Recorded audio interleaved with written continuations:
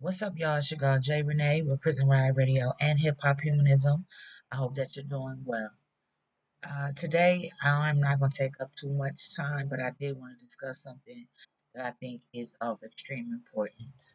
Now, this is a video that I was due to do last week, but I had to take a moment to make sure that the things that I say are coming from the things that I know and from things that I really believe and weren't just coming from an emotional place. I think at times we need to make sure that how we behave and how we react to things is from a logical standpoint and a standpoint of integrity rather than our feelings, right? Feelings are always going to be in the mix. We're human beings and we're not robots, excuse me. I always say the fight comes before your feelings. And I believe that I want to say about 98% of the time. Now, I think that at times you can feel so violated that you like, fuck that and F you too. You know what I'm saying? So I give everybody grace. I give myself grace. I might give some more grace than I give myself. But what I do and what I believe in important is having standards that we hold people to, and we need to make sure that we are protecting ourselves. We must protect ourselves from each other, but we also must protect each other from outsiders. So what I'm going to be talking about is the importance of vetting people and about how outsiders can come in and begin to destroy. And I'm also going to name some outsiders that have been called to the carpet on their behavior and it needs to be addressed publicly. Now, I'm not going to tell you anything that I assume, and everything that I say to you was either things that I've seen and know personally or things that have been brought to me with evidence. Of course, at any time, if anybody has something that can show that I'm wrong, prove that I'm wrong, tell me a different way, and it is backed up with facts or actual proof, that time will come. I am not afraid to say, okay, I was wrong in any instance that I'm talking about. But let's get down to it. We have to make sure that we are vetting people on a daily basis. And we're not only going to be vetting people when it comes to getting in our organizations or in business with them, but also our personal relationships, such as our mates and our friends. Vetting people and getting to know who you're dealing with, what they're really like, and what they're capable of is of extreme importance when it comes to building your life, when it comes to building teams, organizations, collectives, and things of the sort. So we have to make sure that we're properly vetting the people that we are allowing into our lives and in our organization. Now, the vetting process is not just a process that happens once and then it's over. It's a process that could, and should continue as you continue to get to know someone. You might vet someone well enough to invite them to a meeting. While they're at this meeting, coming to meetings, coming to participate or volunteer, you should still be vetting them and seeing the person that they are. You need to believe it when people show you who they are. Oftentimes, I think we ignore red flags when it comes to the people that we're meeting because they're doing such great things or they are so good at something and they seem so helpful and great. Excuse me. Start to look at that and don't look deep into the things that we see as character flaws or possible problems. And before we know it, that thing that we've overlooked is causing us hell. Now, there are some people that are so good that you will not see it until it's hitting you in the back of the head because they have gotten that close and have been put in position to cause major harm. So, make sure that we're continuing to vet people. It doesn't matter how long you've known them. Now, if you've known them for 20 years, I can see why the vetting process might get down, but you don't ever want to lose your common sense and keep your standards of what is too much for you so that if you aren't prepared to separate, that you are prepared to address it so you do not find yourself in a very serious or dangerous situation. Now, of course, there are people that are going to get in and you'll never see them coming. So what do you do in those cases? Well, there's a few different things that we could do, but I want to say this, and this might offend some people, okay? When it comes to the fight of people that look like me, people from the black community, some will say the original people, right? Over the course of history, we have been infiltrated and destroyed. Now, at times, the people that infiltrate and destroy look like us, and sometimes they don't. A lot of times they don't. And we also must keep it real that at times when the ones that do look like us, they were provoked by those that don't look like us. With that said, when it comes to certain positions inside of our organizations, collectives, things that we're trying to do, they are not to be in those positions. It is what it is. I found out personally that we have to make sure that people have the same fight that we have, the same things to gain from them, the same things to lose. What do I mean by that? I'm going to use myself for example. Now, this person that I'm about to talk about, she is also also black too, okay? But she's not from here. She's from another country. She was always very sharp when it came to research. She was always on top of it when it came to calling up these institutions and saying, "Hey, what is your problem?" Writing those emails, staying on their course and their neck. Very bright. But she would often drop in and out of the fight based on her feelings. Now, I'm the type of person that I believe the fight comes before your feelings. And it can be a hard pill to swallow at times. But if you are working towards something that you know is right and the person has not violated certain things to where you can't fool with them anymore, you need to do what you said and say what you was going to do. And we need to focus on this fight and not no bullshit bickering. But back to what I was saying. She would drop in and out of the fight whenever she could, whenever she thought about it, at a whim. I could never do that. I would never do that. I would never do that is just something I'm saying about myself. But why I could never do that is because what is going on in this affects me right now, will affect my children, affects my nieces and nephew, affects the children that I can see in my neighborhood, my friends' children, my family's children, etc., etc. It affects my community for years and years and decades and centuries come. So I have a different motivation to ensure that things are going a certain type of way. And that's when I learned then to make sure that I am aligning with people that have the same fight in them that I have, that they have something to look, the same type of goals. It makes a difference. Okay. Now, this is just somebody that doesn't live here. Now, throughout history, it has been shown that we have had, when I by we, I say black people, the original people. We have had allies. We've also had co-conspirators that were white. Some of them did great. Some of them not so great. We have to make sure that we're looking at history and being smart. We need to make sure that we are protecting the things that mean the most to us. We need to make sure we're vetting people, and we need to make sure that it comes to certain structures within our organization that everybody that is in those positions look like us. Now, of course, you say, oh, someone still may infiltrate. Yes, but that's why the vetting process is so important. Pay attention to the small things. Okay? Pay attention to the small things. Now, something else that I want to talk about is the abuse of power. There are activists and advocates that abuse their power, and it's something that is not respected. We do not respect it at all. And when I say we don't respect it, we don't respect it as the people. We don't respect it as fellow activists. Advocates don't respect it. It's not respected. It's not respected to abuse your power against the innocent or the weak. Okay? It's something that I'll never think is cool, and I'm going to always address it. There are people that do things for those that are incarcerated, and they're just a regular civilian. Then you have people that pick up the hat of activists and advocate and things like that, right? Those are two different things. Those are two different things. And if you have to question what those two different things are, I would suggest that you take a step back and really evaluate which one you are because titles matter, words matter, they're real. So You cannot call yourself an activist or an advocate if you take advantage of the people that you're supposed to be serving. That is an abuse of power and it is not respected.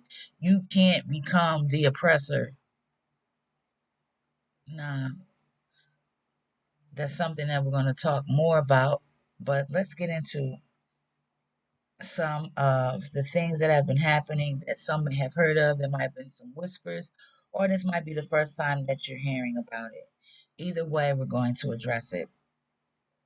So, there's a collective called Uproar that was put together by Kevin Rashid Johnson and those that he has trusted to be a part of that collective.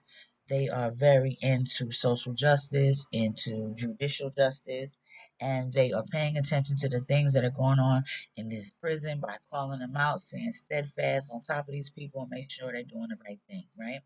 That's what Uproar is.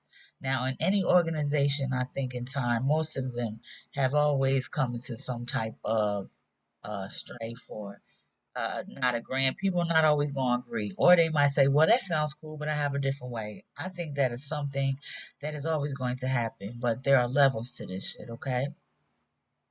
Someone that is being called to the carpet goes by the name of Kevin Jeans. All right, Jeans is spelled Jeans or Janes. I've seen it both ways, okay? I feel like my glasses is crooked.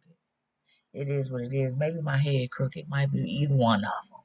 Anyway, so yeah, Kevin Jeans.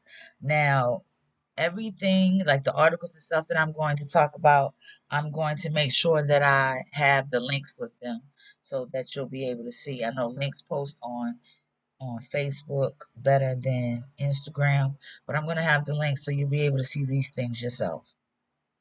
So Kevin Rashid Johnson called out some of the heinous things that were happening at Red Onion. These are things that he found out was going on once he ended up becoming someone who was housed there himself. And he was finding out that there were vicious dog attacks happening on the prisoners there, and that the morale and the want and the need to get away from this facility was so great that people were setting themselves ablaze. Now, once he exposed this, it definitely got national attention. It is an appalling and disturbing act that, yes, happened. This actually really happened. And he got to call it out.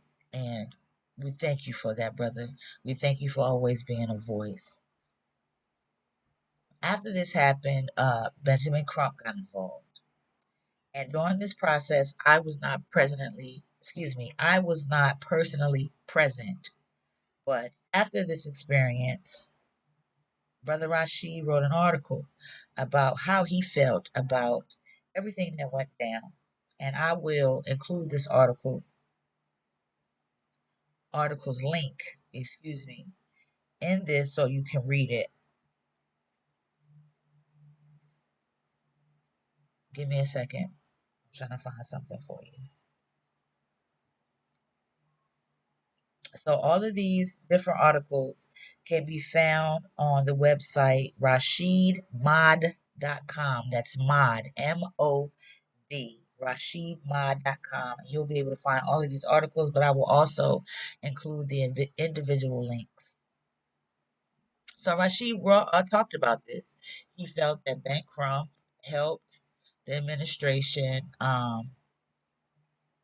help them help their crimes be silenced, and went for a payout that benefited him. And he felt like Kevin Jeans assisted in this. This is something that uh, definitely disturbed Kevin Jeans, this article. And in response to that, he decided to begin a smear campaign.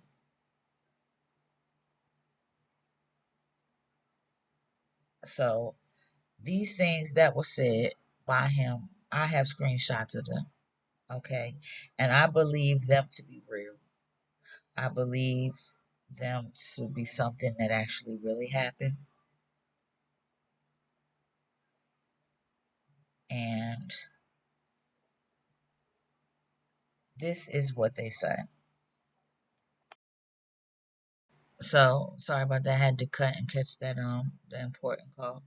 So one of the messages that he sent out, this is Kevin Jeans, as a response to the article that I have put below talking about this incident with Ben Crump.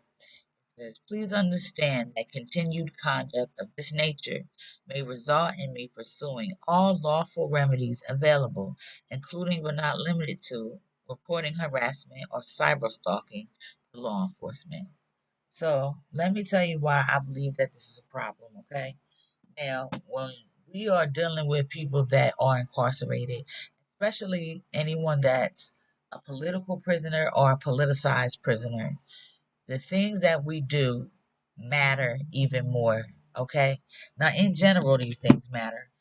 Calling and trying to get somebody in trouble because you don't like an article that they wrote that exposed the things that you actually did and participated in is an emotion that does not deserve or need to be in this fight. This is real. This is real life. This is real people's lives. So to be, in my opinion, to be able to flip flop so quickly and be in your feelings is not only a character flaw personally, but it is a flaw for anybody that's calling themselves any type of activist, advocate, revolutionary, or anything, regardless of the color of your skin. If you're doing that, you aren't who you say you are. You're full of shit. Okay? And you've always been the police. You just wasn't acting like the police because you was getting your way and doing what you wanted to do.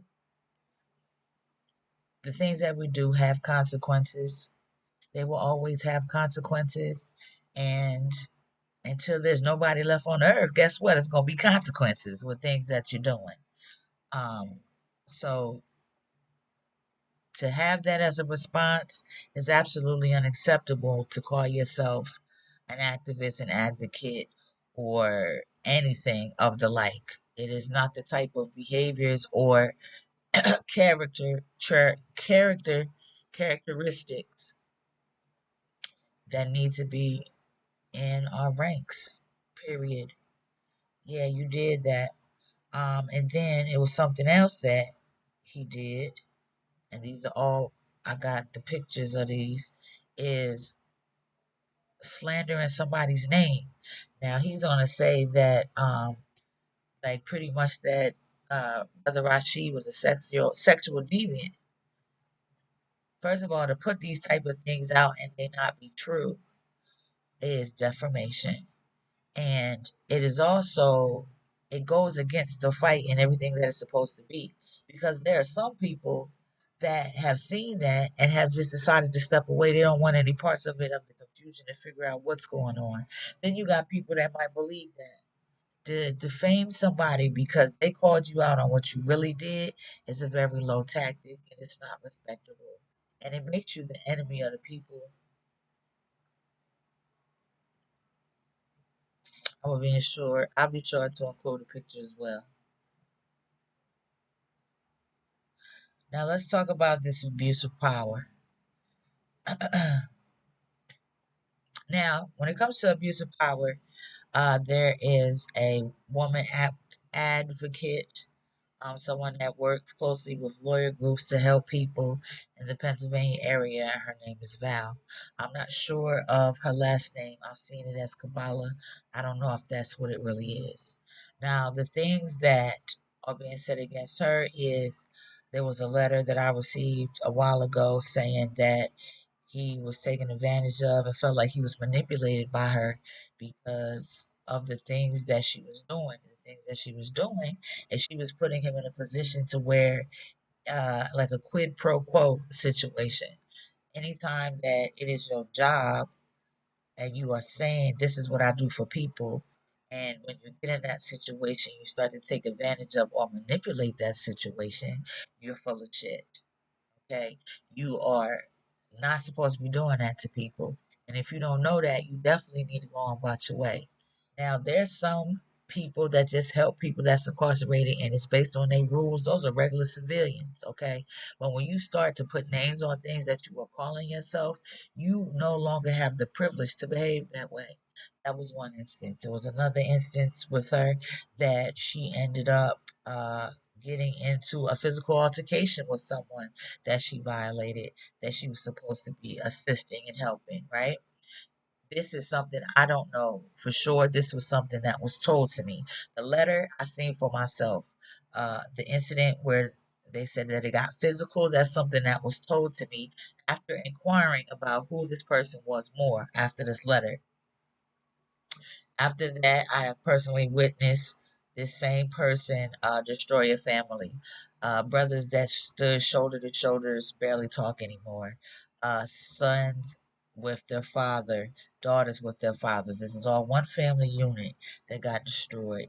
Since her involvement in it, when she went against doing what she was supposed to do and started making it personal. You can't be doing this. You can't be calling yourself an advocate or an activist and then get yourself in a situation to where you're telling someone that if they're not romantically involved with you, that you're not going to assist them. Nah, you just somebody that helps people that's incarcerated. You're not an advocate. You're not an activist. You're not friendly. That's very unfriendly to do that to somebody. That's very unethical to do that to somebody. I don't get it. I don't get it. Now remember, anybody that you hear me speak on, if you have proof that I got it wrong, that's not the way it is. Hey, listen to this.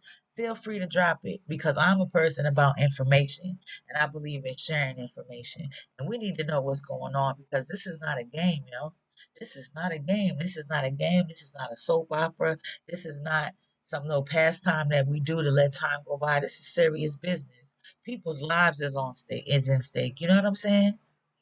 This is people's last chances. This is real. This is things that we're trying to do to really change. Okay, you can't be out here just doing anything and just be in the midst of us and we not say nothing. So I believe in communication. Please tell me I'm wrong. I would love to be wrong. Show me something else. Anytime that something is brought to me and I look into it or I see something personally, I'm gonna speak on that shit. That's what I'm gonna do. Now, if I just don't like you personally, but you doing your thing and you doing right by the people and you're not robbing the people, you're not hurting the weak, you're not taking advantage of the disadvantage, I'm gonna let you make it. I just don't like your ass. You understand? But I'm gonna let you do what you do because you do what you're supposed to be doing. It's people like that. I don't bother them and if somebody needs the assistance, I give them the information because I personally don't like you. My feelings don't come before the fight either. I don't hold myself to a standard that I'm not willing to hold other people to. Do you understand? We have to have some type of standard when we're doing this work, man. And I call it work not because it's like something you get paid for. It's work because it's hard work. I'm sweating right now. Do you understand what I'm saying? It takes sacrifice. It takes a certain mindset. It takes a certain code that you just gotta know.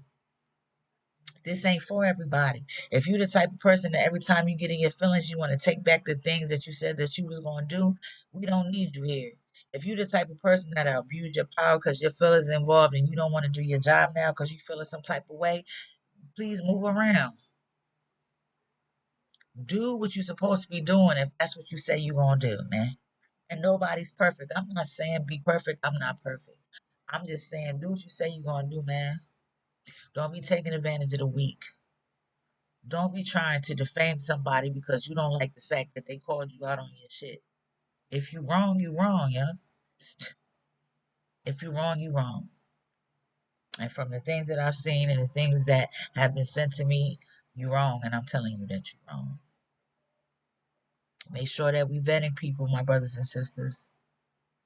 Make sure that we are being careful. Make sure that we are structuring our entities in a way that benefit us and keep us benefited. It can't or I can't, can't, it would make it's impossible to say it never happened, but be damn sure hard to penetrate and infiltrate and destroy from within. We have to make sure that we're taking care of what we need to be taken care of. Period. Pay attention, vet people, call each other out on their shit.